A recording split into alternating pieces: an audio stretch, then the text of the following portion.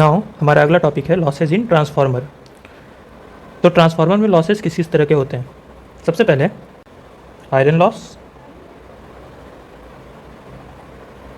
और दूसरा copper loss. तो आयरन लॉस किसे कहते हैं?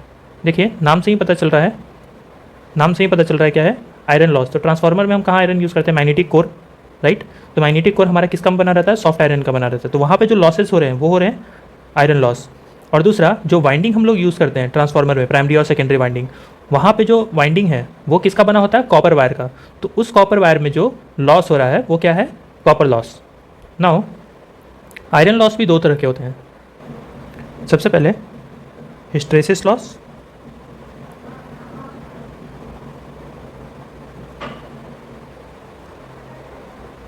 और दूसरा एडी करंट लॉस।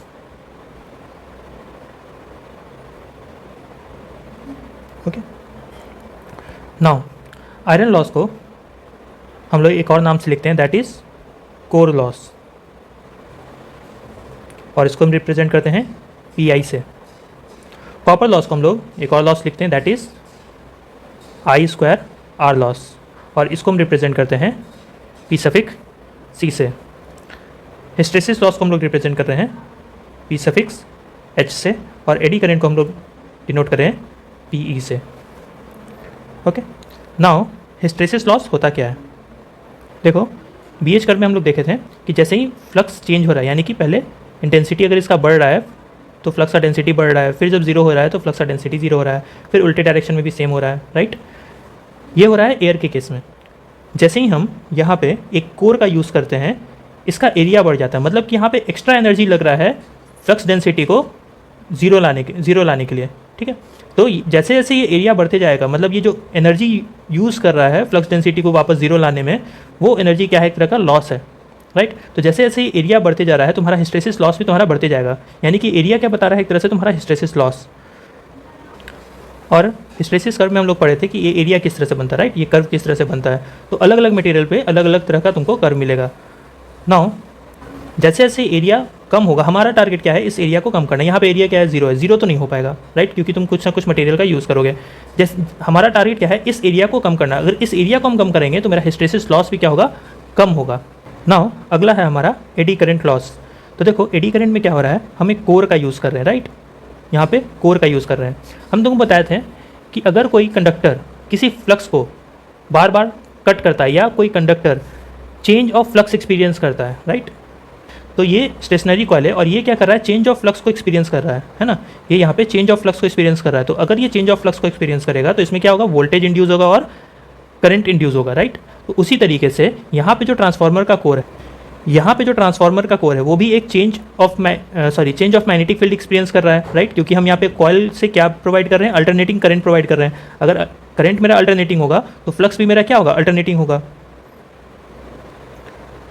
हम इस वीडियो में देख सकते हैं, राइट। तो देखो जैसे जैसे तुम्हारा करंट इस तरफ मूव हो रहा है तो फ्लक्स का डायरेक्शन इधर है, एंटी क्लॉकवाइज, फिर करंट का डायरेक्शन इधर है तो फ्लक्स का डायरेक्शन क्लॉकवाइज है।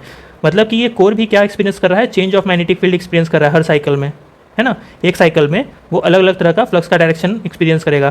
तो अगर ये core change of magnetic field experience करेगा तो इसमें भी क्या होगा? Change of magnetic field experience करने की वजह से इसमें ईएमएफ इंड्यूस होगा और उसमें भी करंट फ्लो होगा, राइट। उस करंट को कहते हैं हम लोग एडी करंट, राइट। तो अब इस एडी करंट को हम लोग रिड्यूस कैसे कर सकते हैं? तो इसको रिड्यूस करने का तरीका क्या है? हम जो मेरा कोर है उसको एक शीट में कन्वर्ट कर देंगे और उसको लैमिनेट करेंगे दूसरे शीट से, राइट, और इस तरीके से हम कोर बनाएंगे। ओके, तो इससे क्या होगा? जब हम कोर को लैमिनेट करेंगे तो यहाँ पे मेरा एडी करंट कम हो जाएगा। अगर एडी करंट कम हो जाएगा तो तुम्हारा लॉसेस जो है वो कम होगा। ओके, तो इसी को हम लोग कहते हैं एडी करंट लॉस। तो एडी करंट लॉस कम करने के लिए हमको क्या करना पड़ेगा? हमको यहाँ पे कोर को क्या है? लैमिनेट करना पड़ेगा, लैमिनेटेड शीट प्रोवाइड करना पड़ेगा, और कोर को हम लोग एक पतले पतले प्लेट्स में बनाते हैं और फिर उसको हम बाइंड करते हैं एक साथ। तो उस पतले प्लेट्स के बीच में हमको लैमिनेशन प्रोवाइड करना पड़ेगा, जिससे कि ये एडी करंट का मैग्नीट्यूड क्या हो जाएगा? कम हो जाएगा। और तीसरा है कॉपर लॉस। तो कॉपर लॉस क्या है? यहाँ पे देखो हम इस वाइंडिंग को जो यूज़ कर रहे हैं ये किसका बना हुआ है? कॉपर का। तो इसमें अगर करंट फ्लो होगा और इस कॉपर का कुछ ना कुछ रेजिस्टेंस है, राइट, तो अगर इसमें करंट फ्लो होगा तो ये कॉपर वाइंडिंग क्या क्रिएट करेगा? हीट क्रिएट करेगा, राइट। तो उस हीट को क्या हम कहेंगे? लॉस। वो हीट कहाँ से बन रहा है, वो क्या कर रहा है, जो इनपुट इलेक्ट्रिकल एनर्जी है उसी में से वो हीट क्रिएट होगा, राइट। तो वो एनर्जी को क्या कर रहा है, हीट में कन्वर्ट कर रहा है, तो वो एक तरह से क्या हो गया, लॉस। और वो कहाँ से हो रहा है, इस कॉपर वाइंडिंग से हो रहा है, इसलिए हम इसको बोलते हैं कॉपर लॉस। और कॉपर लॉस को हम रिप्रेजेंट कैसे करते हैं, आई स्क्वायर आर से। Okay, now iron loss of the transformer is the sum of hysteresis and eddy current loss, क्योंकि ये दोनों लॉस कहाँ हो रहा है, कोर में हो रहा है। ओके, तो आयरन लॉस क्या है, इन दोनों का सम है। So we can write iron loss is the sum of hysteresis and eddy current loss. Okay, और हिस्टैरिसीस और एडी करंट लॉस हम कैसे निकालते हैं, pH is given as kH into F into flux density to the power x. Okay, maximum flux density to the power x। और eddy current को हम कैसे निकालते हैं, that is constant K E into frequency square into maximum flux density square. तो इस तरीके से हम इस फॉर्मूला के अकॉर्डिंग हिस्टैरिसीस और एडी करंट लॉस निकाल सकते हैं। अगर हम हिस्टैरिसीस और एडी करंट लॉस निकाल लेंगे तो हमको आयरन लॉस भी पता चल जाएगा। नाउ यहाँ पे के एच क्या है, इसको हम लोग बोलते हैं प्रोपोर्शनैलिटी कांस्टेंट।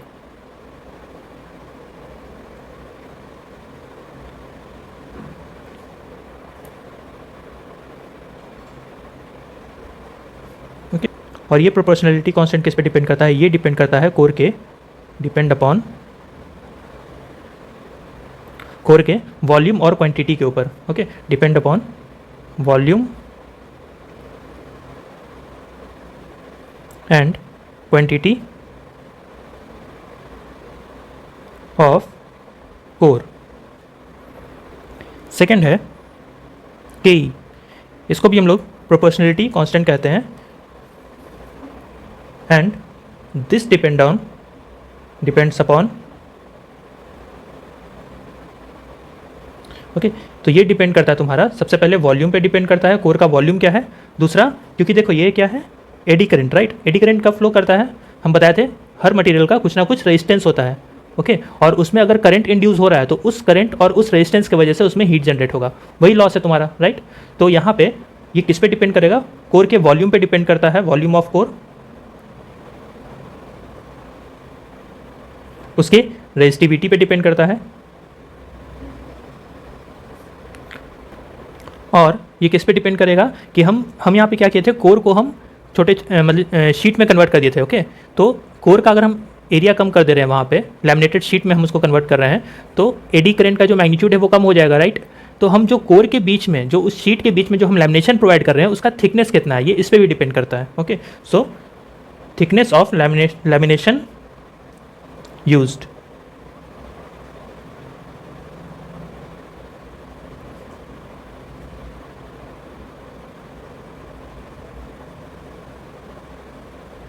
तो ये तीन चीज़ पे डिपेंड करेगा, सबसे पहले volume of core, then core का रेजिस्टिविटी क्या है, और तीसरा हम जो लैमिनेशन प्रोवाइड कर रहे हैं दो शीट के बीच में, उसका थिकनेस क्या है। नाउ यहाँ पे F क्या है, F is the frequency. Okay, किसका फ्रीक्वेंसी, जो अल्टरनेटिंग फ्लक्स बन रहा है कोर में, और BM क्या है, that is maximum flux density. और यहाँ पे जो हम x का यूज़ किए हैं, इसको हम स्टेनमेट्स कांस्टेंट कहते हैं, और ये इसका वैल्यू 1.5 से 2.5 के बीच में डिफर करता है। This x is called as Steinmetz constant.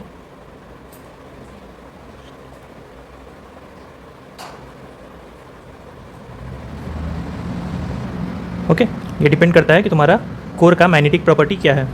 Now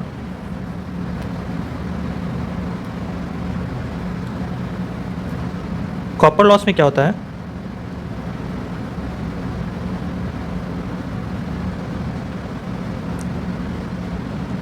ये एक्चुअली में क्या होता है, आई स्क्वायर आर, मतलब वाइंडिंग में जो करंट फ्लो हो रहा है उसका स्क्वायर इंटू उस वायर का जो रेजिस्टेंस है उसका प्रोडक्ट।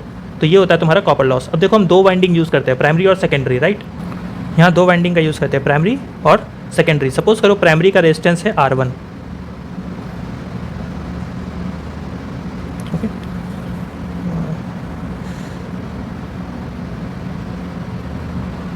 सपोज करो प्राइमरी का यहाँ रेजिस्टेंस है R1 और यहाँ पे सेकेंडरी वाइंडिंग का रेजिस्टेंस है R2 और इसमें करंट फ्लो हो रहा है I1 और इसमें करंट फ्लो हो रहा है I2। तो अगर हम प्राइमरी वाइंडिंग के कोर लॉस की बात करें तो ये क्या हो जाएगा, that is I1 square into R1, sorry core loss बोल रहे हैं। अगर हम यहाँ पे प्राइमरी वाइंडिंग का कॉपर लॉस के बारे में बात करें तो ये क्या हो जाएगा I1 स्क्वायर इंटू R1 और सेकेंडरी वाइंडिंग के हम कॉपर लॉस की बात करें तो ये क्या हो जाएगा I2 square into R2, right. तो अगर टोटल कॉपर लॉस की बात करें तो ये क्या हो जाएगा, इन दोनों का सम हो जाएगा, करेक्ट। सो यहाँ पे PC को हम क्या लिख सकते हैं, that is I1 square into R1 plus I2 square into R2। Okay, यहाँ पे मेंशन कर दीजिएगा R1 क्या है प्राइमरी वाइंडिंग का रेजिस्टेंस और R2 क्या है सेकेंडरी वाइंडिंग का रेजिस्टेंस। I1 क्या है जो प्राइमरी वाइंडिंग में फ्लो हो रहा है और I2 क्या है जो सेकेंडरी वाइंडिंग में करंट फ्लो हो रहा है। नाउ अगर हम यहाँ पे I1 square into R1 plus I2 को अगर हम I1 के फॉर्म में लिखेंगे तो क्या लिखेंगे, सी ट्रांसफॉर्मर रेशियो क्या था, transformer ratio that is A is equal to T1 by T2 और करंट के फॉर्म में I2 बाई I1, राइट। तो यहाँ पे हम इसको क्या लिख सकते हैं, that is I2 is equal to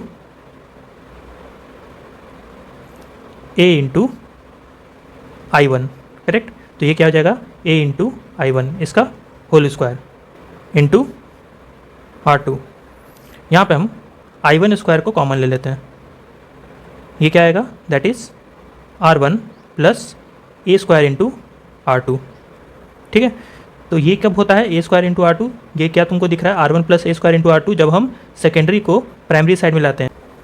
equivalent resistance में देखिएगा जब हम सेकेंडरी को प्राइमरी में लेकर आए थे तो वहाँ पे क्या हुआ था, A स्क्वायर R2 हो गया था, राइट। तो टोटल रेजिस्टेंस हम क्या लिख रहे थे, R1 plus A square R2, correct. तो ये क्या है तुम्हारा एक तरह से इक्विवेलेंट रेजिस्टेंस। तो इसको हम क्या लिख सकते हैं, I1 square into R1 equivalent. Similarly हम चाहते हैं तो इसको उस साइड भी लिख सकते हैं, मतलब तुमको कोई ना कोई तो ट्रांसफ़र करना पड़ेगा, या तो तुम सेकेंडरी को प्राइमरी में ट्रांसफ़र कर दो या तो तुम प्राइमरी को सेकेंडरी में ट्रांसफ़र कर दो। अगर तुम प्राइमरी को सेकेंडरी में ट्रांसफ़र करते हैं तो हम क्या करते हैं, यहाँ पे I2 को मॉडिफाई नहीं करते, I1 को मॉडिफाई करते हैं, यानी कि हम I1 को क्या लिखते हैं, that is I2 by A, ठीक है। तो हम क्या लिखेंगे यहाँ पे, ये तो तब होगा जब सेकेंडरी को हम प्राइमरी में ट्रांसफ़र कर रहे हैं और अगर हम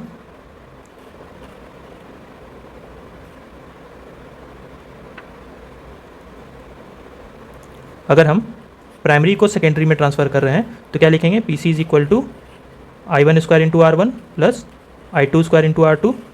तो जब प्राइमरी को सेकेंडरी में ट्रांसफ़र करें तो प्राइमरी करंट क्या हो जाएगा, सेकेंडरी में जाएगा, तो वहाँ पे क्या लिखेंगे, that is I2 by A, right. Turns ratio के अकॉर्डिंग, इसके अकॉर्डिंग इसको हम क्या लिखेंगे, I2 by A square into R1 plus I2 square into R2।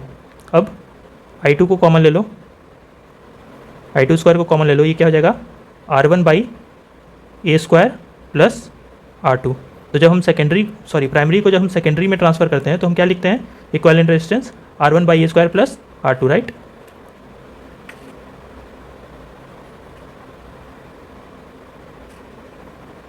Okay, equivalent circuit में आप लोग को अगर इसमें कन्फ्यूजन होगा तो इक्विवेलेंट सर्किट में एक बार देख लीजिएगा, ये चीज़ बताया हुआ है, करेक्ट। तो this is all about iron and copper loss.